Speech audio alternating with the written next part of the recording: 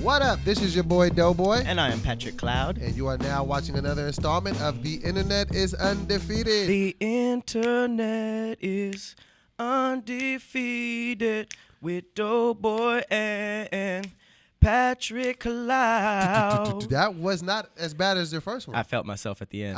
I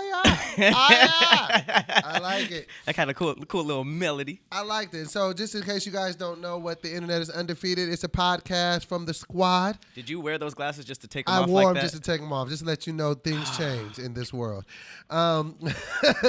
So this is a podcast where we talk about all things popping in pop culture. And we also like to talk about weird things that be on our mind. We talk about conspiracy theories. Yeah, we're going to end with a little conspiracy. I got a hot one today. I got a hot one. You blindsided me with the mermaids in the last year. The last week. Yeah, get your thoughts Get my together shit before together. you start saying God things. dang, I was your butter, words and stuff. So you were pretty stumped when we talked about the dinosaurs and the dinosaurs and the mermaids. I'm here for it, but I think I got something better. Yeah. Well, but first, we're going to go down the timeline. The basic stuff that all the other outlets are talking about. All that. We're going to go down the timeline. Yeah. Talk to me. So over the weekend, a couple of things happened. I think the biggest thing on everybody's mind, especially the stans. Stans don't like this one. Okay. Lil Uzi Vert deletes his entire album. And he basically is saying he's quitting. He's out of here. Yeah, I feel like first of all, there's a lot to talk about when you're talking about Lil Uzi Vert. First of all, did you ever hear the rumor that his name actually means the devil, like Lucifer? Lucifer. So apparently he's and he says a lot of things that make people think that he's a devil worshiper. So specifically saying, if you listen to my music, I will see you in hell. I'll see you in hell. So he said that at a concert. I was like, that. I would have left said concert like, all right, nigga, it ain't your music ain't that jamming to eternal damnation. Yeah, that's what I'm saying. At least it used to be up front at first. Like back in the day when Bone Thugs and Harmony wanted to give you a spell. There was a spell on the album cover. They had witchcraft right there. Was it? Yes. It was right in your face. DMX was drenched in blood. Talking about bark, bark. You know what I mean? That was the Damien thing. All of that. Yeah. And now Lil Uzi Vert, he got like cartoon characters on his album. He got purple hair. He looks friendly. Yeah. All his memes are like, yeah, it's my third day out here. I just got here. This is our Lucifer. This is what the devil looks like. This is what and they're gonna keep doing this. This is the rep from hell that you sent. So I mean, I think music wise, because it's been a long time. I knew there was something awry. Because he hasn't dropped something in like a year and a half. In a long time. Everybody's been on his head though. And you know what sucks? Like, even like Lil Uzi showed me that your fans can turn on you. Even your stans can turn on you. Because his fan pages, like literally like Lil Uzi Vert fan page. You started that for him, right? Shut up. His fan pages were literally like, man, I'm done. I'm tired of waiting for this album. He sucks now. Like, I was just like, damn. We live in a microwave society. People will get over you relatively quickly. And what I mean by microwave... You live in a microwave society because you got bagel bites at home. I told you to stay out of my personal affairs. Tostinos. But I feel like the music industry is kind of just, and the fans, they have a very short attention span. But I do feel like he was probably frustrated with label woes. It was all label woes. Woes. Right? Whoa. So Whoa, he was like saying that they were stopping him from putting out his album. And they're saying that the labels are the new slave masters. They're saying, I mean, obviously I heard something about that. I feel like if you told a old slave that the rappers are the new slaves, he'd be like, nigga, what? He'd be like, nigga. I feel like that's how they spoke back. Nigga, please. You know? Nigga, please. But no, I mean, really, when you think about it, when you think about the term masters, it does sound. I think I seen an interview. You talking about masters of like a track? Track yeah. masters? Well, no, I'm just saying that when you say that you own the masters of the music, it just sounds very plantation-ish. Oh, well, that's a stretch. No, it does. Just think about it. The masters. You own my masters? You own my masters? You got to clutch your pearls when you say, well, master, can I get the masters, please? Who owns my masters? No, but I seen an interesting interview with Pharrell.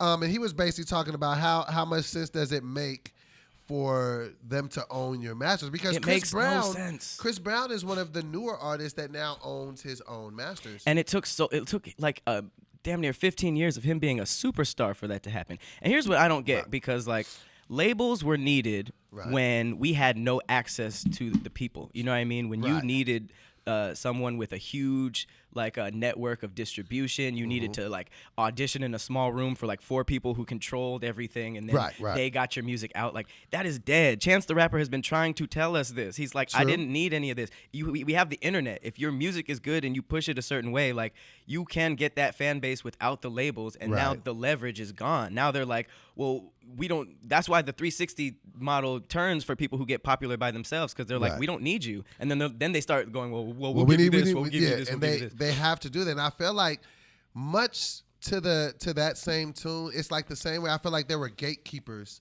for music for a long time. Gone, and I feel like it was the same thing for even with comedy and stuff. Like you know what I mean? Like now somebody get buzzing on Instagram, get a couple million followers. Yeah. You don't get to say and dictate who's hot anymore. Remember when you needed a radio to break a song? Oh, my God. You needed a radio DJ. And now it's like, you don't need and that. who even listens to the radio anymore? Well, yeah. I mean, radio right now is damn near podcast. When was the last time you really listened to the radio?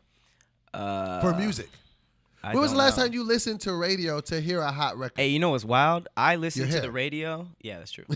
I listen to the radio when something's up, and like if I'm in a new car and I don't have the aux, or I can't like connect to the when something has to be wrong, and then I'll be like, all right, I'll put on Hot 97. And then you never like to really listen to it because it always gets interrupted by some stupid commercials. Ad. Like you're listening Oreos. to like nigga, what? Like O'Reilly auto parts. I'm like, is that where the demo of O'Reilly's have is? you ever got that stuck in your head? Like O'Reilly. Niggas who have auto parts. a mean pen with the jingle games.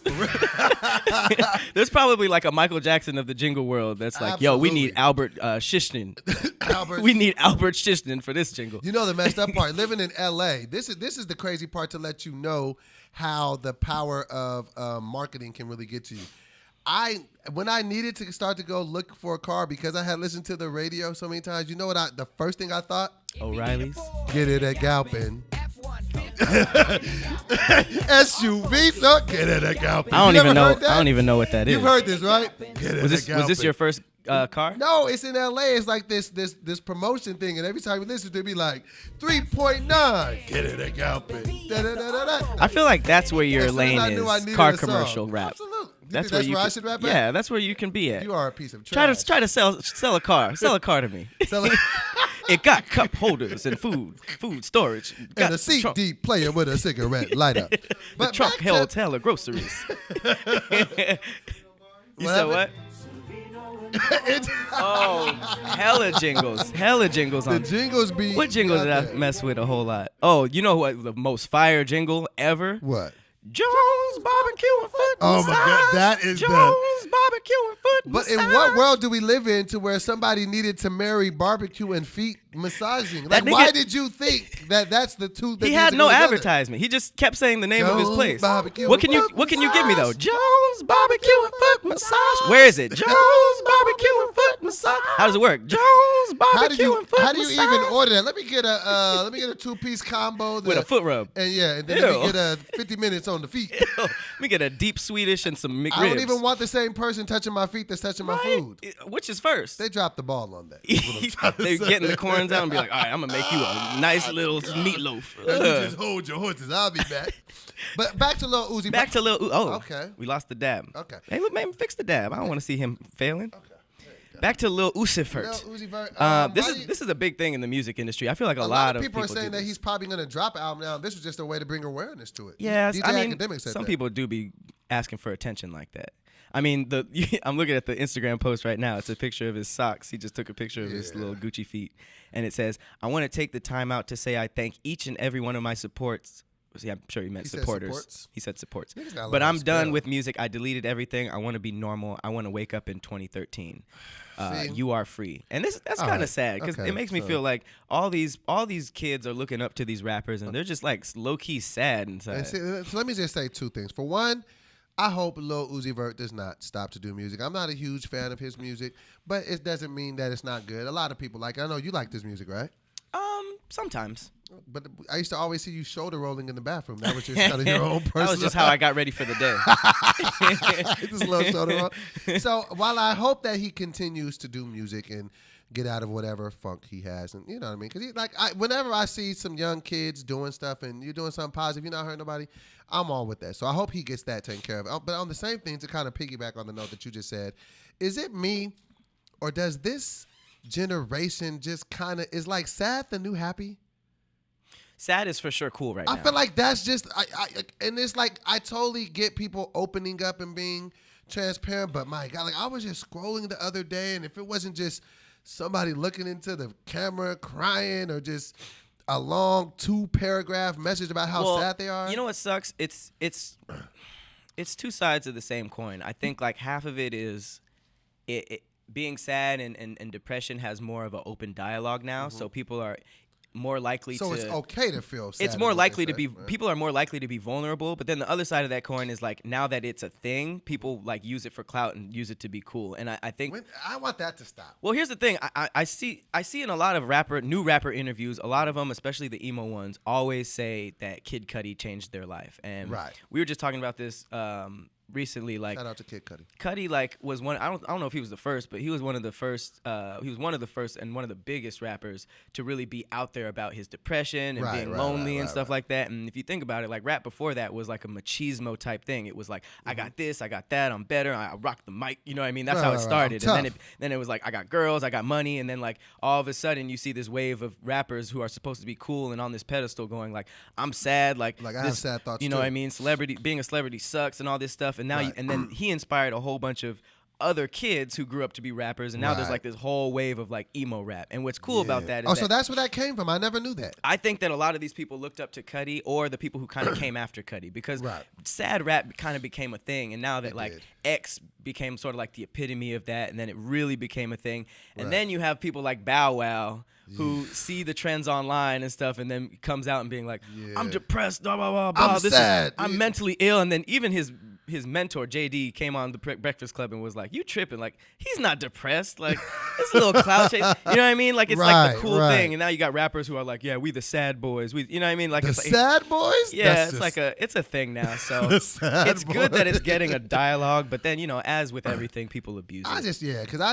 You know, I don't like that part of it. Like, I'm just like, nigga, like, relax. Like, I get that it's okay to not. Now, I'm not feeling shaming. Don't get me wrong. I'm not saying you can't feel bad. I'm just saying, like, I don't want that to be the new thing that's cool. Just I'm sad. But I do like that people are open with their feelings. I'm good with that. And it's like, because you know, with our culture, it's like we don't talk about stuff like that. We really don't. We grew up shielding ourselves. You know? I just would like us to find a balance of that. A balance of not being the tough guy who can't cry, but not being the nigga who just cries because it's 3:14. You know what I would love to see from this movement, because like Lil Uzi isn't really the only person who goes through this. It seems like this is a very toxic environment, and like rappers one by one, especially what we were talking about with social media, how you're extra accessible. Mm-hmm. They're way more likely to jump online and be like, man, the label sucks. Like like Lil Xan has a breakdown almost every other week, and people are literally on his live like taking his phone away because he's like, I'm a slave. They're not letting me do anything. Get off me. Get off of me. Let me go. Didn't he like ruin like a BMW on camera one day? I don't. Yeah, he was like it's just like it's a very toxic environment, and that's why I would love to see a new wave of kids who just aren't trying to be rappers. You know what I mean? Just be yourself. Like, well, it's not even that. It's just like being a rapper has been the cool thing since I was a little kid. I feel like it always Stop touching the mic. That's what messed up the last podcast. No, it's not. I could touch the mic if I want. You piece of shit. Stop. But no, I would like to see our youth start like aiming for different things, because it's like it seems like everybody's trying to be the same 4 things now, and then once that doesn't work, they'll veer off and then be like, all right, I'll join society. We can't have a society full of rappers. We can't. And just try to find out what subgenre you're gonna fall under in that umbrella. Yeah, I don't like. Yeah, I would love to see our youth kind of just looking at this and being like, maybe these rappers that we want to be aren't like, maybe it's not the life we think. Maybe it's not just all the stuff they're doing in the music videos. But there's a lot between these cuts. Absolutely. Let me ask you this though, just on back to the Lil Uzi thing. For one, do you think he really deleted his album? I don't think the label would let him do that, to be honest. But how would they stop him? I'm like, are you the only person with the only copy? Like, well, it seems like he was using the whole I'm not dropping thing like as a part of his image, like Frank Ocean. Like, I don't drop music. I'm a musician. You can't hear my music. I think it's just a dangerous time in music to do that, though, because, I mean, if he doesn't drop it, are you going to miss it? That's the thing. Now I feel like it's reaching the point where he's like, no, this isn't part of my image. It's the label. Help me. Help me. Help me, nigga. I'm not Frank Ocean. I have a million songs I want to drop. So that was Frank Ocean's thing. Frank Ocean didn't want to drop out because it was I don't know at this point. I mean, I don't. It seemed like he was just doing it because he's artsy and he's just like, it's not good enough. I don't know why I picture him talking like that. Yeah, why did you come with that? I don't know. You got to sound like a French villain? It's not good enough. As soon as you said French villain, did that affect the light here? Yes, it looks. It seems like we're in a basement now. Oh, okay. Let's get out there and get that light back on. Wave it around. So just along the same lines as this whole quitting music, the next thing we want you to do is quit growing your hair. Let's talk about that. It's been going on for how many years? I'm not gonna quit. I'll quit when you actually buy a real necklace. Oh. Can you bless us with some actual diamond visuals? I'm sick of these. Do you need me to talk about the pricing on these today? How many tickets was it? How many Chuck E. Cheese tickets? How many rounds of skee ball did you win for that? This is the new pricing. $333,000. $333,000. Credits at Dave and Butter. $333,000. That's $1 million on the neck and $1 million on the watch. If you went to the worst parts of Africa, you would not get robbed. I could be in the slums. They'd be like, hey. So along the same lines of Uzi deleting his album, we also had a random rant online from Slim Jimmy. Slim Jimmy? Rae Sremmurd. I see that. Rae Sremmurd. Slim Jimmy. Otherwise known as the other guy. So I was like, how is the other guy tripping? No disrespect to him, but we all know Sway's kind of the guy. I was like, the other guy's bad? But he basically announced. This is probably why they're breaking up, because of us. He's comments like that. I mean, I personally, I'm not sure what happened, but he basically was on some stuff that was just like, y'all won, I'm out. Y'all got Sway, it's all good. It didn't seem like he was mad at Sway. When did that become the new thing? What? The y'all won. I kind of feel like that started with Offset when him and that's where it started. Yeah. So why is that the thing? Like y'all won. Like we didn't want this. Well, it's just like how Future started the I'm good, love, enjoy. Yeah, it's just like when something funny happens, the internet just run with it. Yeah. Okay. So, yeah, Slim Jimmy just said y'all won. I'm out. Y'all got Sway. Right. And everybody was just like, yeah. What'd we do? And then out of nowhere, Trippie Redd was just like, man, shut up. You a bitch. I was like, where'd that come from? I just need Trippie Redd to go sit down somewhere. I like Trippie Redd. Even like when we were talking about like the sad music, he makes sad music that makes me sad because of how he sounds on it. I'm not a Trippie Redd fan. Like the way he be sounding, I be like, bruh, I like Trippie Redd. I like Trippie Redd because he's just with the smoke. Like everything that happens, he's just like, all right, well, pull up then. But don't his lips look like two busted hot dogs? He looks very strange. He looks like a Garbage Pail Kid. I mean, he really does. he looks a little scary. He looks kind of goblinish. I feel like he's very when we do this in post, Lord of the Rings extra-ish. Pull up his album cover. He looked like a bunch of Garbage Pail Kids just did an album. It's funny, like ugly dude. I learned who Trippie Redd was through social media beef. Like he beefed with Tekashi and then so and so and so and so and so and so, and he was always talking about pull up like. He had his Glock and stuff like that. He was just like this super hood dude. And it was funny because like the first time I heard his music, it was like the exact opposite. Of whatever you thought. He's like, would you do this to me? But he got a pistol on him. Oh.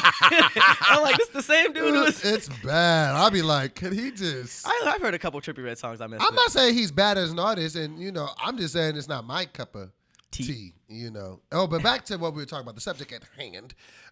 Slim Jimmy. It was just kind of sad because this is the ironic part about it. Mm-hmm. We all kind of were like, Sway just needs to do songs by himself, da da da da da. And then when Sway like dropped the whole album, we were just like, go do songs with the other guy again. That's what I was talking about last week. People will always complain about what you didn't do. Exactly. There will never be a point in anyone's career where their entire comment section was like, yeah, okay. It's impossible. This is the thing that I think that groups should do. I feel the same way about the Migos. Once you find a lane, just stay in it. And I don't mean that in disrespect. I don't think so. No, you don't think any of them can go solo? Hear what I'm saying. I'm not saying that they can't or they shouldn't or whatever. I'm just saying that the Migos, for all intents and purposes, are like the best group out right now. Arguably, it's at least up for debate. Mm-hmm. So why not just keep giving us Migo albums? Like, I'm not saying Takeoff ain't good or Offset. I'm just saying that when you guys put everything together, it's beautiful. I might not want to hear a whole bunch of songs from just one from Quavo. Groups are tough because it's like if it's almost like it's exactly like when you get a group project in school. What? Well, I thought you were talking about like another group that did a project. Get the metaphor out first. Get your metaphor out. I think it's exactly like when you have a group project at school. You know what I mean? Anytime you're in a group, there's going to be weak links, and there's going to be people who could have just done it themselves. You know? So I think that's great. I never thought of this. Yeah, with anything like NSYNC, you know what I mean? Justin Timberlake probably could have come out by himself in the beginning, but the thing that worked was the group thing. You know what I mean? And then Same it's thing like with Destiny's Child. But life is all about adapting because once the other people in the group started saying, "Oh, well, Justin Timberlake's getting a little traction right now," or Beyonce, everybody's kind of feeling Beyonce right now. Right. It's like you got to either start working on your own solo stuff or doing something else like Chameleonaire. Chameleonaire is like a financial advisor. This nigga right is now. like running banks. Yeah. He just said, forget this rapping with no cuss words. That's what I'm saying. I'm rolling into the bank. You just got to adapt. So once you see that pivot happening, you just got to move around. And some people can't. Like, look at the Saint Lunatics. That nigga whoever was dancing around with the masks. Slow-mo? Is that what his name was? Slow-mo in the Saint Lunatics? Yeah. He was like selling masks or something. I was like, I feel you like gotta do something else. I feel like he was the smartest one though, because we never seen a nigga under the mask. So I would have been hiring niggas to be me in the mask and going out or I would just come out. I don't know. That was just a bad business model. It was. Why would you hire somebody else to be you under the mask? Because you got a mask. I heard that the Jabberwockies do that. But they get booked. Who's booking the nigga from the St. Lunatics? You didn't even know his name, so that just shows how far off he was. The nigga with the mask from the St. Lunatics. But what I was going to say about how when they do group albums, remember when Outkast did the group album and they both had their own album? I don't feel like nobody really talked about Big Boy's album. I feel like everybody was just enamored with Andre's album. I mean, and that doesn't mean that Andre has to go solo. It means at that wave, he had the better solo album. Well, the niggas never came back and did the album after that. Well, back to Shrimp Life. Back to what you were saying. Right. People will beg for a nigga to go solo until they go solo. I just didn't even see why were there any problems between them two? They just seemed I don't know. It didn't.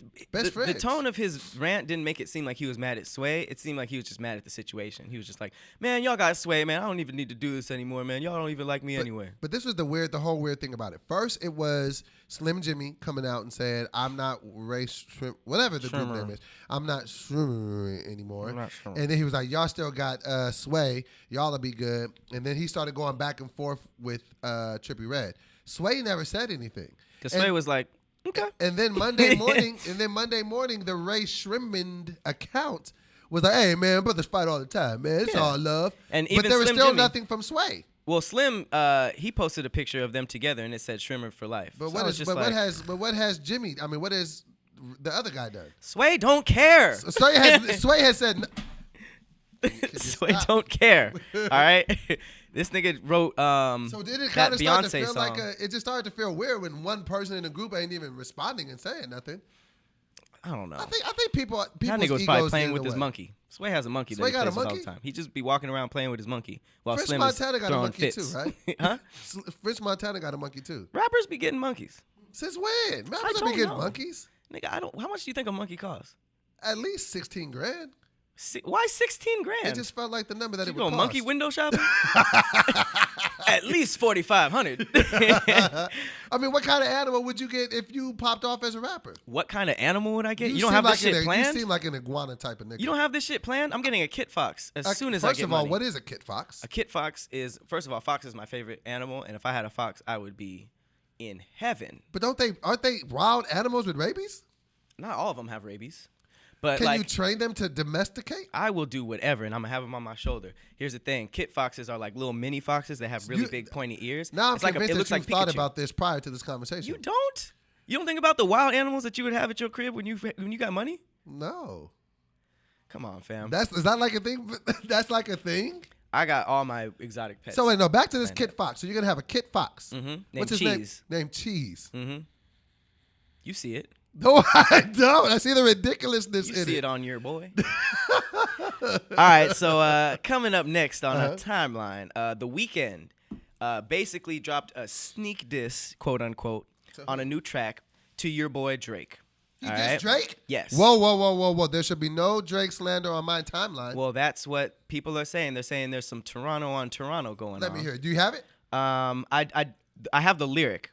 And I haven't heard the song because I don't be listening to The Weeknd right like this. Okay. But he said, "I just want a baby with the right one." Well, this is how I think he would sing it. This is how The Weeknd would sing it. I haven't heard the song, but I'm pretty sure this is how he said it. I just want a baby with the right one, because I would never want to hide the right one. He's talking about a hidden baby. I don't even know I said it right. So that's supposed to be about Drake? I just want a baby Drake? with the right one, because I would never want to be the one to hide one. Oh, that's what he said. I don't want to be the one to hide one. So they're saying that he dissed Drake for hiding his son allegedly? He said he would never hide his baby. I think that's a reach. Aren't they cool? I don't know, but here's the thing. There are hella hidden babies out here. Right, you could be talking about Future. There's so many hidden babies. I think he kind of owns all his children. He don't really be hiding his babies. Who, Future? Yeah, did you see the video? He drops his kids like mixtapes. Did you see the video of him dropping money on his baby? No. He has a baby, and the baby was just born. He's dropping hundreds of dollars on the child. He made it rain on his baby? What's up? Did I do something wrong? Okay. Hundreds of dollars on the baby. Hey, I mean, babies are rich nowadays. Between Blue Ivy, who just celebrated her 7-year-old birthday. Wasn't there something that you were telling me about her getting into a bidding war with Tyler Perry? She got into a bidding war for art, and it was like 10, 20K. Did she win? I don't know. I wouldn't have let her win. Can you imagine if Tyler Perry went home with that headline? The fact that Blue Ivy was bidding on art shows me a great example of black excellence. She is very rich. And Jay-Z said that in a line. What? My man, I knew he was going to find something for you. That Jay-Z had a lyric where he said, "I can't wait to get this shit to my children." He was talking about art. It was on his new album. Was it on Kill Jay-Z? I don't know. Talking about giving art to his kids? I'll buy some artwork for $1 million. Oh, right. 2 weeks later, that's it. Worth $2 million. What's that got to do with the kids? I'm just saying, like, the fact that his child is now bidding on art, he almost... That is a very Jay-Z's child thing to do. Because he said that. What song was that Jay-Z said that? That was on the... I can't wait to get this shit to my children. That was the nigga song. Still Nigga. Still Nigga. It's Life of OJ. Life of OJ, yeah. Life of OJ. Jay-Z predicted this. Now his child... is richer than all of us. Same with DJ Khaled's. There's a lot of rich kids. I had to unfollow DJ Khaled. Rich babies. Assad out here got his own shoe. Assad out here taking pictures with a bust down watch texting. I'm like, who are you texting? You're a child. Why do you have a bust down? But yes, apparently people are coming for Weeknd for his comments about hidden babies. I think that sounds like a reach. It is. You know how many niggas have hidden babies? There's a hidden baby in here. There's a hidden baby right here. That's just random. There's hidden babies everywhere. There are. You could pull a baby out the woodwork. That is, but see, let's talk about that, because this is what I think is. Hey, put the baby back, man. Baby ain't do nothing to you. This is what I think we should talk about, though. If there Fuck is this baby. You just out here throwing children's. So if Drake and The Weeknd don't have beef, why don't they collaborate anymore? Because if I'm not mistaken, they haven't collaborated since Take Care. Why haven't they collaborated more? And they're both really big artists from Toronto. Both very local. Studios right down the street. And they seem to say, I remember Drake had said something one time like, "Yo, let's do Take Care Part 2." And he had like said something on Instagram. So hey, you think a lot of people low-key don't like Drake?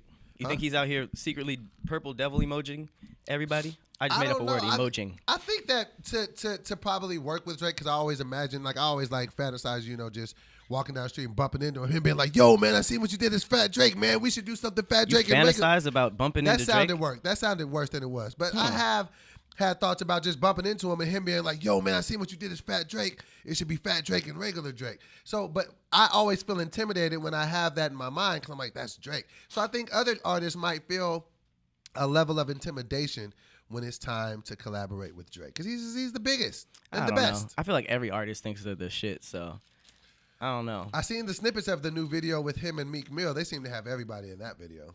Oh, that shit looked like an Illuminati meeting. It was Future was in there, T.I. I'm pretty sure Jay was there. That's the dinner I picture you have when you're like about to get into the Illuminati. Like all those people are there.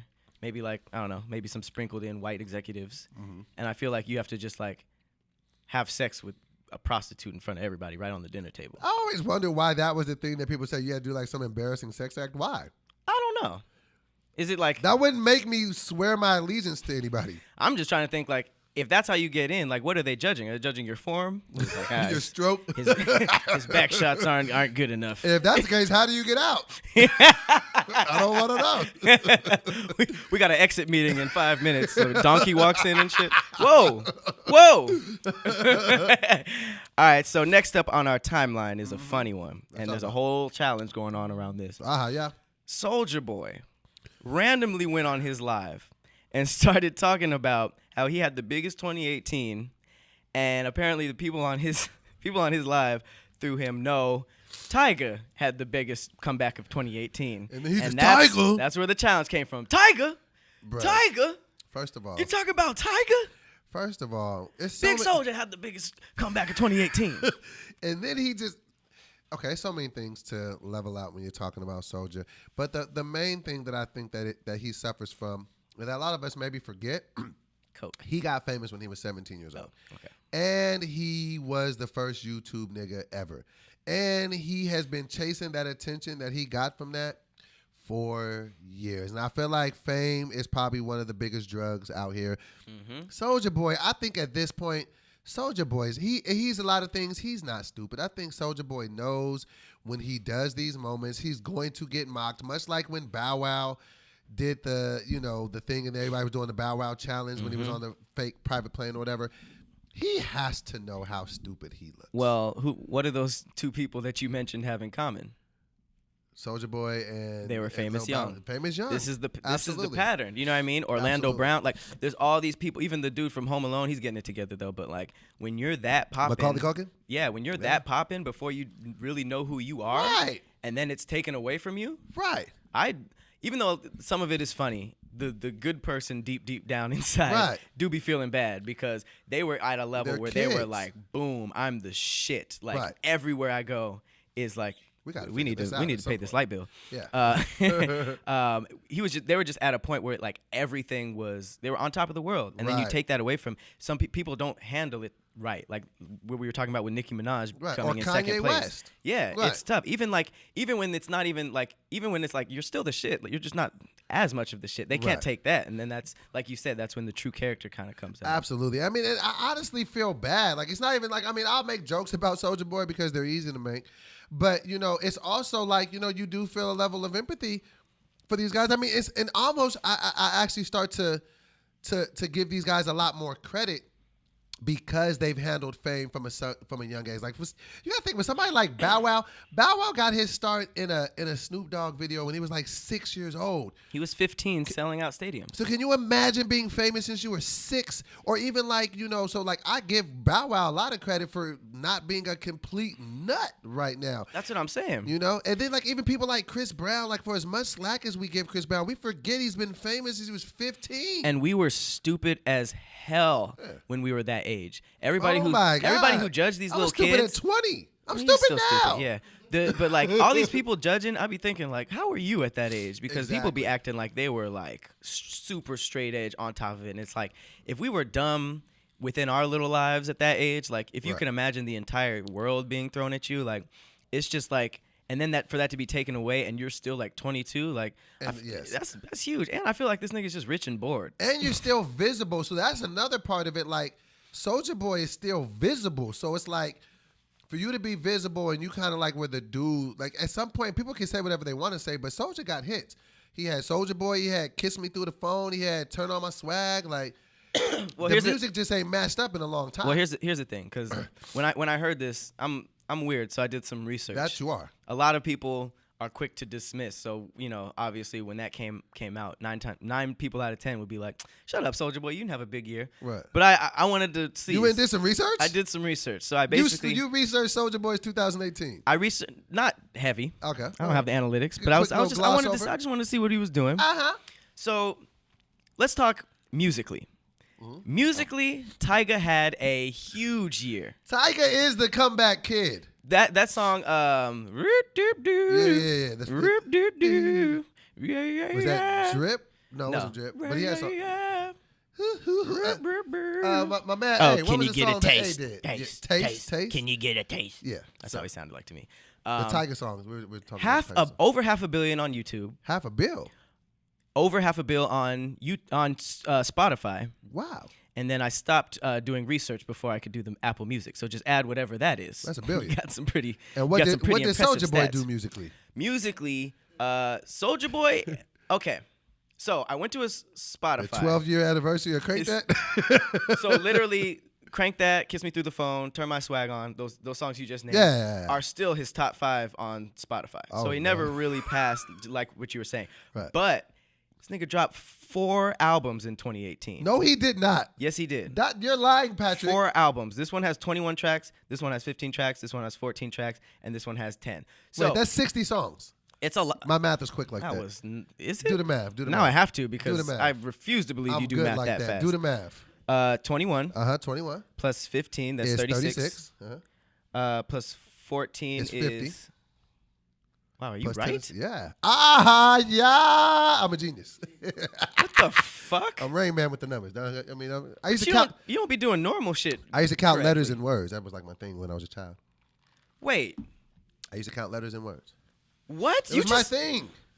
Okay. I'm like Rain Man out here. Let me find out that your dumbass is a math genius. So he did 60 songs, but just none of them connected. I guess. I'm still very, very taken aback by you counting that fast. Yes. So my point is, even though I ain't heard one person utter one of these songs. Just give me some of the names of some of these songs. Turn the Stove On. Why are you making songs called Turn the Stove? You trying to make some soup, nigga? Brick on My Wrist. This is... Breaking My Wrist. Breaking My Wrist and Brick on My Wrist. Maybe you broke your wrist from the brick on your wrist. I got the yop on me. I got the yop My on new catchphrase for sure. I got the yop on me. Run Up the Bands. You Don't Do It Like Me. Bitcoin.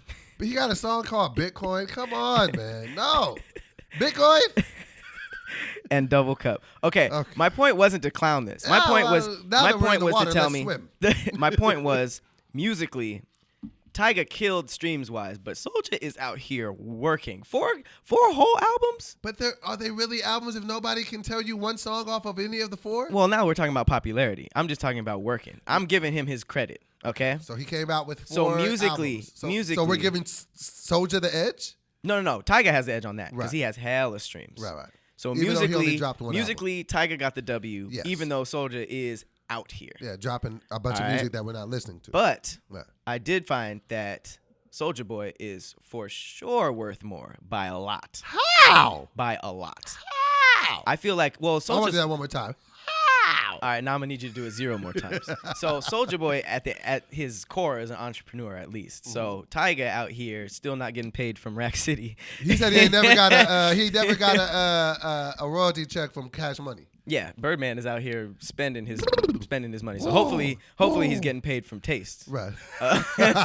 Don't run that back. But I don't know. He's killing the streams. Money-wise, Soulja Boy still has a lot of money. How? I think he's still worth about 30 mil. How? So he also, this is the last part of my research. I went to his website. It's called Soulja Watch. This nigga. Soulja Watch? This nigga is the black Jeff Bezos. This nigga has a whole video game console called Soulja Game. But I heard that he was really just knocking off like old Nintendos. Yeah, he's getting sued. It's pretty disrespectful. It looks like a bootleg Nintendo, and the controllers look like a bootleg PlayStation. It's called. Would you Soulja play? Game. Because you're a game nerd. Absolutely not. I feel like he missed a good chance to call it Game Boy Tell Him. Game Boy Tell Him. But it's just Soulja Game. So he got that, but he's getting sued by Nintendo. Stop putting his name on everything. He got Soulja Pods. He's selling Pods. AirPods. He got his Soulja Watch, which is like an iWatch. He's pretty much just like going through everything that's popular. Wait, I could version. definitely see like the advertisement or the commercial for the Soulja Watch. They could be like, when you need to know what time it is. Wow. Come on, that's man. actually pretty funny. This nigga got headphones. He just copied the PSP. He's probably getting sued for that too. But do you think he's making money off of all of these things? Yes, I do actually. Why? Just because you read it on the internet? Where did you read that he was worth 30 mil? I went to a couple websites. And then which one told you he was worth 30 mil? A couple of them. Them niggas be lying. Who's them niggas? The niggas who put together celebrity worth websites? Well, that's why I looked myself up on to see how old I was on the internet, and it had 28. I was like, that's 5 years too late. 1928. You shut up, you piece of crap. So yeah, I wanted to just kind of it's looking like in terms of popularity, Tyga had the comeback clearly because Soulja Boy is still. Is that even a question? I mean, for him.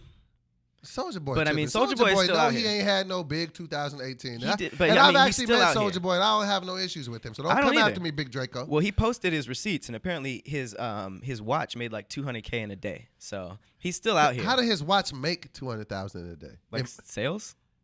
Oh, like people bought that? Yes, nigga. Oh, I thought you meant the watch wasn't in a factory clocking in to a job. Like me, because this watch right here, like when you see that's $200,000 right there, you feel me? Where'd you get that for real? Where do you get your jewelry? Jacob the jeweler. Jacob? Oh yeah. Jacob the jewelry. Oh yeah. Okay. Jacob was beat up in a back alley for selling fake watches. You telling me this might be fake? Might be. Oh, no, I got to figure this out, man. Nah, man. Okay. You see the chains on You traded for that. You didn't even spend money. Shut up and leave me alone. All right, so next up on the timeline. All right. And a picture of an egg passed Kylie Jenner as the most liked photo on Instagram. I don't understand that. How did that happen and why did it happen? So basically, the most liked photo on Instagram was Kylie showing off her newborn daughter, which is... She's finally showing the baby? Yeah, she's showing the baby. But she's been showing Stormy. I haven't been paying attention. But it's basically a picture of Stormy like grabbing her finger or something like that. So it's not even the baby's face? No. Well, no, it shows her face, but it shows her like grabbing her finger. Okay. Like, I'm a little baby. I'm new here. And she got 18 million views for that. And then some people just post a new meme account called Big like World Record. And it's literally just a picture of an egg. And it has the whole campaign was like, help get this past Kylie. And it passed 18 million, and it is now sitting at around like 36 million. And what is it? It's probably going to keep going. This is a picture of an egg? It's not even an interesting picture of an egg. It's like a stock picture of just some brown-ass, egg-ass egg. So you mean that we're all sitting here, I mean, not that I'm mad at my 111,000 followers that I have, but somebody was able to just say, we want to beat Kylie and amass 36 million? It just shows how childish we are on social media because they were just like, we just want something else in that number one spot besides you and your daughter. Hilarious. Side note, I had a theory that I came up with, and I wanted to run it past you on the podcast. Just to tell me what you think about it. Because I was going through Instagram. This is my theory on Instagram. And fellas, if y'all are here, I want to get y'all's opinion on this too. Talking to the mic? Yeah. Oh, yeah. Fellas, if you guys are here. Well, I was on Instagram and I was scrolling, and an epiphany hit me. Do you know what I really, truly feel like Instagram has done? It's extended high school. Let me tell you what I mean by I think it's extended high school. I know what you mean by that. Like, you know what I'm saying? Like all the popular people that, you know what I'm saying, that were kind of like popular for no reason, but they were just that person. That's what I feel Instagram has become in a lot of different ways. I actually love that. It's an extension of high school. And you know why that makes so much sense? I feel like high school was like the last time we had like a little mini society. Yes. You know what I mean? Like school up until that point was like this little secluded place that had its own like culture. It had its own people that you knew, people that were things cool, that you would do there, people who weren't. You know what I mean? Like there was a hierarchy. There was like all this stuff. And then we go to the real world or college, and you're just live like life. And you're just like this little thing in an you know what I mean? Even college, I was like, man, there's a lot of niggas. Like, it's impossible to have the popular kids in college because like people are going in different schedules, and then that's basically what life is like. So like Instagram put us all back in like a little community. Exactly. And I be thinking about that because like every time like a new relationship pops on TMZ or Shade Room, I'm like, why are rappers messing with the same 15 girls? Exactly, right? It's like the same 15 girls, and that is high school. And that's the same thing that we do. Like, even when you're in high school, you're showing off your food. Think about what we do now. People show pictures of their lunch. Like, for real. Really, like, crazy. it's just a extension of high school. And I think that's why... that's why relationships and all that stuff are going downhill because it's like everybody knows everybody, and it's like Instagram is damn near like a menu for like friends and relationships and careers. It's it's just all accessible. So now it's just like you 10 years ago, if you had a fine girlfriend, you just had to keep her away from the world. Now it's like, no, Drake's probably in her DMs, bruh, and he's gonna get piped down by Drake the minute you go to work. For real. And I think it really kind of like it stuck out for me too, because you know what I had seen. I know you had this on the list too. Apparently, it was the rapper Blueface, and he was on Tekashi. Baby. He was on Tekashi 6ix9ine, his baby mama's live. Oh, it's like right. that was like the huge thing, like Tekashi 6ix9ine baby mamas, And I was like, this is so They high would have school. never met. And then but it just like, hit me. I'm the hot nigga in rap right now. You're he was literally like, you trending, I'm trying to get like you. Exactly. And it's like, and then it becomes a thing. That's what it is. Okay, so thank you so much for agreeing with me because I thought you would laugh at me and call me a stupido. But yes. I will still call you a stupid. All right, cool. Gotcha. So that was a very good point, man. I'm out here sometimes, man. All right, so a big one, and this is wild. All right. Jeff Bezos. Bezos. The CEO and founder of Amazon, who is worth tens of billions of dollars. Not just billions, millions. So next up, let's just skip that. No, just kidding. Next on the line. But no, if you guys haven't heard, there's some wild shakings ups in the Amazons of the internet. Bray. So don't ever do that again. Jesus Christ. It was uncomfortable as I wanted it to be? Yes. Yeah. Jeff Bezos, who is out here looking like this mannequin right here. Hilarious. Basically had an affair with the homie's wife. That's just disrespectful. Come on, fam. I feel like if you do stuff like that, you must have an inherent hatred for somebody. Because of all the millions of women in the world, you gonna go after the homie's your wife? best friend's girl. You must. Your best friend. I heard something about that. About Bill Belichick did something like that. The coach for the Patriots. Oh, did what? He like stole his best friend's wife. I guess like rich, powerful men, they just be like, nothing is off limits for me. That's what I'm saying. So, but the meat and potatoes of this story, it gets to that part. So basically, has an affair, and this is some super rich nigga shit. Yeah. He has an affair with this girl named Lauren Sanchez. That just sounds like a home wrecking name. This bitch is a helicopter. Like there's nothing good coming from Lauren. She's a 50-year-old helicopter pilot. She's a 50-year-old helicopter pilot? Yes. Wow. That's some rich nigga shit. This wasn't just like some random person. This was a helicopter pilot. All right. This was the mistress. Right. He was caught sending raunchy texts. And nudes. It says shirtless photos and picture of his junk. Okay. Now, shirtless? I'm going to need you to throw a picture of this nigga up. Why are you out here shirtless? Let me find out this nigga was sending his nudes Amazon Prime. She was getting them in 2 days. Let me find out this weird knee-looking nigga was sending nudes. But you ain't even hit the mother load. The mother load of this. So we ain't even hit the interesting part. So he cheated, he got caught up, and now they're getting divorced. This is where we get into the nitty-gritty. Ooh, baby. He is worth over 130-something billion. Right? It's like 160 or something. 160. Right? I got the numbers wrong. 150, I can. So to get out of this marriage, because he had no prenup, $68 billion goes to the wife. Is the wife. To break up? Nah, fam. No. And I know I hear a lot of people saying, oh, well, she was with him before he got all the money. Well, then just like in any other business, you and I are friends. We've been friends for a long time. But I promise you, if we start a business, both of our names is going to be the business listed at equal party. I'm not just going to be just because you my homie. So I don't want to hear that. So I have an issue. It don't affect me, but I got an issue with you having to pay to break up. People change so much in their lifetime. I'm such a different person than I was a year ago. So that means that we're living in a world to where we're saying that you might have been a certain way 30 years ago, but if you change and you want different things or want different people, I'm going to need half of what you have earned. So wait, if that's the case, why not just divorce? Then just divorce. I mean, I feel like they should divorce, and I feel like there should be some settlement. I just feel like half is insane. I mean, that's crazy. That's a whole nother conversation. $68 billion? That's just how the system is. You know what I mean? I think that is. I think you do have. Why is that set up like that though? You have some points because in terms of how that system is, yes, right, it is a little weird.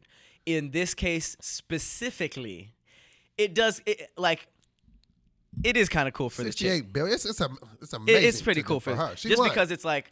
There's all those elements that make it like a W is like, okay, it wasn't somebody that seemed like they just jumped on him because he was a billionaire. Right, you know what I mean? right. She was there from the beginning. And it's like, for a relationship that close, like marriage, she probably helped a lot. I get that. And I'm not saying that she shouldn't be compensated, but half? And then it's like, he messed up. And then it's like, the additional thing was like, you fucked your homeboy's friend. Like, there were so many like fucked up things. So he should be getting taxed just for stupido principles. Yeah. Right. But I mean, like, her getting 70 bill, like, get your bag. You got cheated on. Fuck it. But see, I have a problem with that. She got cheated on. That's probably the reason why I'm starting to steer against and away from the thought of marriage. Not that I don't have a problem with being with the same woman for the rest of my life, but I don't know if I want the government all in my business like that. So we got to pay to just say, nah, it ain't going to work. So wait, are you... I'd have been curbed for free my whole life. So you mean now that I finally say I'm going to settle down? That is an interesting way to look at it, because it's like your relationship should be your relationship. It's a relationship. It's weird when it's like, I always felt like, you're right, like, if you and the other person feel like it's over, it should be that. You know what I mean? Like, be it. Shouldn't just be like, well, I know people who are in the relationship that they're in because they can't afford to get a divorce. Oh, I know people that live together still. I would never want to be in that situation. No. I can't afford to leave you. A lot of people stay in relationships because they'd be too broke to leave. And that's wild as hell. This is crazy, though. This is what I feel like it is. And I feel like our society has groomed a bunch of men like this. I feel like a bunch of men have been groomed to believe that they need to be married, to be socially accepted, to be socially successful. They need a wife. So then you got a bunch of men in marriages they don't really want to be in because they feel like the optics on it helps their business and helps progress them further along. But then what they end up doing is you are who you are, who you are, who you are. So you're eventually going to end up showing your colors. He didn't want to be there. And then he just couldn't go and say, hey, things have changed for me because of how society has set it up. And now you're dealing with a $68 billion breakup? Yeah. No, that is weird. And it's like, I mean, if we're just going to talk about the concept of marriage, it's kind of crazy. I feel like it's a very, very traditional thing. Absolutely. That we got caught up in a cycle that we feel like we have to do. And it sort of like ran its course, but it's so traditional in our minds. Like you said, we're so ingrained. Like, and it's crazy. I was just talking about this because there are a lot of parts in the world where you get to like age 19, 20, you get married, and then that's it. You know what I mean? And that's how it is, you know? And it's so how we're ingrained. It's crazy. I was talking to a girl about this the other day because you know how like every female, there comes to be an age where they're like, oh, I don't have kids yet, and they start getting worried. Absolutely. It's crazy. On some deeply psychological shit, I found out that age in their mind has a lot to do with when their mom had them. Yes. So it's like if their mom had them really young and it was like 18 or 19, that's around the time they start feeling like, oh, I don't have any kids. Right. And then if they have you know, people who have parents that had them later on in life are usually chilling around till that age. Like my dad had me at like 37, 38. So that's why I've never been in a rush to have kids and stuff like that. So I just think it has a lot to do with how we're growing up, and we just feel like at some point I have to get married and stuff like that. But it's crazy. You know, it was weird. I was watching Netflix and the weirdest show ever changed my life. What's that? Chef's Table. So how does that have anything to do with what we're talking about? I'm about to tell you right now. So Chef's Table, the first season was about like all these renowned chefs throughout the world and how they cook in their pocket of the world. This particular one was like in the countryside of like Italy or some random place, and he just cooked in like this like in the ground or something, and he was like this renowned chef who had his own methods. He basically was with this woman and they had a kid together, but he had his own house and she lived down the street.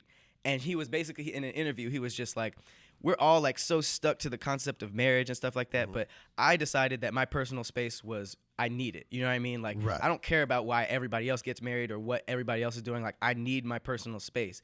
And so he's like, we raised this kid. We're together. We're in love. It has nothing to do with I want my own spot so I can have my own females. This is just how I like living. And we do it. And if he has his own house? He has his own house. They don't live together, but they raise a kid together.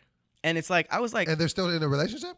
Yeah. And I was like, yeah, why can't you do that? I mean, I know that sometimes men do that. We get like a man cave in the house. But fuck that. I don't want to like a whole house and like, here's the little corner that you can be yourself in. Like, this is your area. This is your man cave. Like, nah. I love that concept. So I think it's like, it's very important that we carve out what we want for ourselves, not what everybody else is just doing traditionally. You know? Absolutely.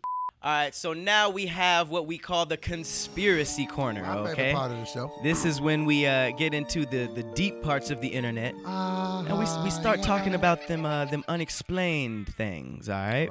Now, the story I have for you today. Is it a doozy? It is the dooziest of doozies. Okay. Just to give you some backstory. All right. I found out this story a very, very long time ago, and it gave me chills. Literally, it is one of the creepiest, most unexplained things. It's a real story. This is a real thing that happened. Not blowing smoke up my butt. No smoke up the butt. Okay. All right. Let's do it. So, this is this happened in 1959. Okay. This is the year my mom was born. Was it? Yeah. All right. Well, there's some unexplained things that happened that year. Okay. All right.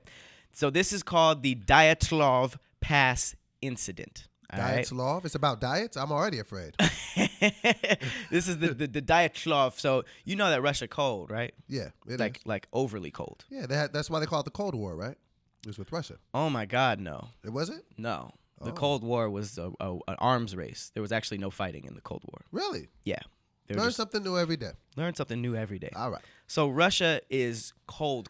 You know what I mean? Like Burr. You will die, and a wild tiger will pee on your body. Okay. There's wild tigers in Russia. I didn't know Russia was cold like that. It's super cold. So essentially, what happened was a group of about like 9-10 skiers. I'm not skiers. I'm sorry. They were hiking. They were hiking through what is now known as the Dyatlov Pass. The leader, his name was Dyatlov, and I'm probably saying this wrong. Okay. Dyatlov. Dyatlov. Okay. All right. So I think it's Dyatlov. Dyatlov. Okay. So okay, they were hiking to some place, and this is known as the Mountain of the Dead. Okay, these are like the Mountains of the Dead. That's like what it was known. Why did it have that name before? We don't know that. That's the indigenous name. It just meant that. Okay. Okay. So they disappeared completely. All right? 9 of these people? They all disappeared. Nobody ever heard of them again. Okay. Okay. They sent a search team out, and they found their tents, but no bodies. Right. They found the tents. Now this was negative 54-degree weather. So it's snowing. Apparently what happened was they were trying to find wherever they were going. A blizzard picked up. They couldn't go anymore, so they made camp, and that was the last time that they ever made camp. Right.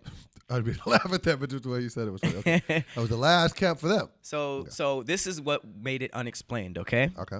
When they found the tents, they found that not only was nobody in the tents, but it was the buttons that buttoned the tent up was still buttoned, and a knife from the inside tore out, and then everybody just booked it, okay? Like something happened that night that made them tear open the tent, and they all ran. How did they know that it was cut from the inside? Because of how it was cut? Because of how it was cut. Okay. I don't know, forensic shit. Okay. So side note, I have questions already. So 9 people fit in one tent? It was all their tents. I don't know if they're all in one tent, but all of them got cut out the same way. All of them needed to. I don't know. I just keep bumping the table. Okay. All right, but let me get to it. Okay. All right. So basically, huge knife slashes down the sides. Okay. Something happened that made all of these campers leave. They didn't take any clothes. So they didn't take any blankets. They didn't take any. Something so scary happened that made all of these people run out into negative 54-degree weather in their drawers. Okay. When they left warm clothes, all that stuff, okay? Well, I don't know why they were down to their drawers in 54-degree weather and all they had was a tent, but that's another question. Something happened. Okay. So basically, their bodies were found like miles away, all separated, okay? Like they were found miles away. They all had either died from the cold, or what's weird is that they had like discolored skin, like they had like this orange pigment to their skin. Their hair was like grayed. It looked like they were older. Something happened that made them like a little bit older, and they were like what killed them. Some of them was the cold, but some of them had like a cracked like skull. Some of them had like injuries that could have only been done by like a car accident, but nothing happened on the skin. Nothing, no cuts, nothing, but their insides were like fucked up. And then one of the girls was found with a whole tongue missing. Her tongue was just missing. So this became known as the incident at Dyatlov Pass because there was this whole campaign that was like, what the happened fuck to them? There's been no movie happened of this? to this people? Well, here's the thing. There was a guy who tried to start writing books about it and like all the things that could have possibly happened. And he started talking about how it could have been like something alien related because a bunch of like orbs and things were seen in that area at the time. And there's like military testing. What's an orb? An orb is like those little orbs of light that fly around. And it's usually like a ghost or a lot of like unexplained activity is there's orbs in it. So like haunted house orbs are flying around. There's like people will look up and see orbs on some like UFO type stuff. So that kind of stuff was happening in this area. So it was already an area known for alien activity. And the guy who tried to write about this, he also disappeared and all of his research was taken away. So this What? Yes. So when like what year did that happen? This is all happened in the 1950s, like late 1950s. So I know that's when it happened, but do you know when this happened for the dude that was trying to write about it? I'm not sure when. And he just happened. Disappeared, and his stuff that he was using to write got taken away. Yeah, so I can go to that part right now. So yeah, they said that in the aftermath, a journalist by the name of Yuri Yarovoy published an account inspired by the mysterious events. It was called of the highest rank of complexity. and a couple of his books were declined due to censorship, and then he disappeared, and all his research vanished. And he was, yeah, it is really, this is like one of the creepiest stories. And they basically said that there was no animal tracks leading up to the thing. So it was no animal. There was no evidence of like an avalanche, and that still didn't explain the internal damage. Yeah, that wouldn't have explained. I mean, nothing's going to explain somebody losing a tongue. And exactly. And they had traces of radioactive material on some of their shirts. And that would come from aliens? But they're saying if they got caught in some type of secret government testing, it's like, why would they run? Would this be the first time? Because I mean, I hear different things about aliens. First of all, do you believe in aliens? Absolutely. But do you think they're going to kill us? I never really hear about them killing us. I mean, I don't really hear about them that much, period. But, know. I'm just talking about like when you hear about aliens, like you never really hear like, oh, they're here to kill you you and your 8 friends. I think the weirdest thing that I heard was that we're working with them. Oh my God. Yeah. If you really want to fuck yourself up, I suggest you look up Canadian Prime Minister confirms aliens. The Canadian Prime Minister, he just went on CNN. This was an official interview. And he not only said that aliens existed, he basically listed the species that we've been in contact with. What? Who is this again? Who is the Canadian Prime Minister. So he's a high-ranking guy. He's a very high-ranking guy. And he says that we work with aliens. Well, here's the thing. I always thought that when aliens were confirmed, it'd just be a yes or no thing. It'd be like, yes, aliens are here. And I'd be like, whoa. But to not only hear yes, it's like... That's going to be your response? Not just... to hear, like, it's not just a yes or no. It's like, no, we are, but it's also this species and this species and this species. It's like, oh, shit, that is real. He basically said that there's, like, reptilians and there's this... Where do they live at? Well, they said that there's one species that's still here called the tall grays. They're at like naval and army bank camps. Oh, that the government has them? They're like walking around our like military banks. They walk around. They look like white people. They look like tall, bleached, like really pale white people with like blue eyes. And they're called tall grays. And the regular human people aren't afraid of them because they know them? Do they speak? They've been saying that, and this is I suggest you look up that interview. No, I'm afraid. He basically said that we've been trading resources for technology. With aliens? Uh-huh. So if you imagine, like, okay, we had, like, some mineral or something that they wanted, they could have given us what we needed to make the iPhone, if you think about it. Right? And this dude's not like some crazy drug addict or nothing. He's a regular person. They typically don't give drug addicts CNN interviews. So what did now I got to go watch this interview. You got it. So. It's creepy. But back to these people at the, what was this? Dyatlov. Dyatlov. So what do you think really happened? I don't know, and that's why it's creepy.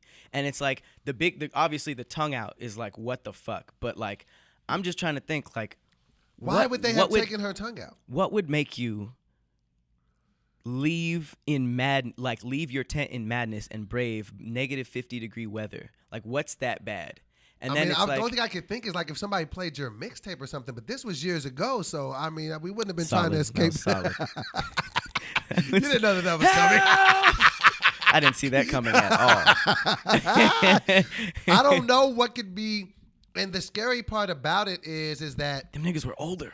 And how you're framing it up, it's like you would think at least one person would have made it out of there. So when it's brought to you like they were trying to get out, I guess my question is, how did whatever scared them get in? I have you see what I'm saying? Exactly. Like, if that makes sense? Exactly. Like, what happened when they were in the tent? What happened when they were out of the tent? You know, because they were... That had to be a very scary last couple minutes of your life. Whatever they saw. And the wildest thing, they weren't even all together. I would assume if something happened to us in this room, everyone in this room would run the same direction and try to figure it out. They were all in different places. Like, 2 people were over here. The girl who lost her tongue was like a mile down that way. A couple of people like ran together and tried to everybody tried to bail. Mm-hmm. It just didn't work. But all the bodies were accounted for? I believe they found everybody. I think 2 of the bodies were found like months later because the snow like piled on them so much. But like they still to this day don't know what happened. Now what kind of activity has happened in this area? See, because when you said something, and I think that we mulled past it because that's just what we do as human beings, but you said at the beginning that it was named Death Mountain. Mountains of the Dead. I think we need to delve further into why they called it Death Mountain before, and there might be some answers there. That's what I'm saying. Why is that where you trying to hike?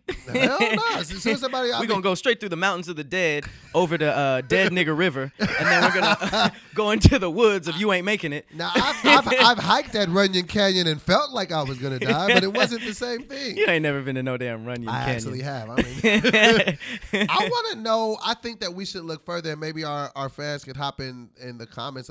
We need to find out what went on at this place before there. Because I'm what pretty happened sure before? There's more what do you events. guys think happened that night? You know what I mean? Like, right. Is there? You think it's alien activity, or is there just something that's totally reasonable that we missed? Because they put out like everything that it could have been: animal attack, high winds. Who the fuck gets that? Because it doesn't Avalanche, sound like nobody got bit. Secret weapons testing. No, there was nothing done on the skin. They had all types of internal injury with no cuts or bruises on the skin. And that's what's wild. And the niggas were older. Do you think they maybe like ate Del Taco or something? You know, sometimes you eat a bad burrito from it can really mess up your inside. It can mess up your inside. All right, guys. Well, you guys let us know some crazy stuff. Definitely do your research on the Dyatlov past incident. I think it's called Dyatlov. The Dyatlov. You just hungry for meatloaf. I am. And also, if you guys dive into this whole Canadian Prime Minister thing, keep us honest on these conspiracies. We're not the smartest people in the world. We're not. And it's unexplained. I want to talk about Bermuda Triangle on one of these. Have you heard about Bermuda Triangle? Mm-hmm. Is it lit? It's pretty lit. We'll talk about it? Let's talk about it. Yeah. I mean, you build like a Bermuda Triangle. You know what I'm saying? All right, well, this has been another episode of The Internet is Undefeated. I am Patrick Cloud. I'm your boy, DoBoy. Internet. Undefeated. Internet. Undefeated. Are you gonna be defeated anytime soon? Hell no. I'm the internet. Nigga, fuck you. Boom. What up? Thank you for tuning in to another installment of The Internet is Undefeated. Please like the video, share the video, hop in the comments, let us know what you think. If you just want to hear the audio, follow us on Spotify and Google Play. And please follow us on all social media platforms. We out.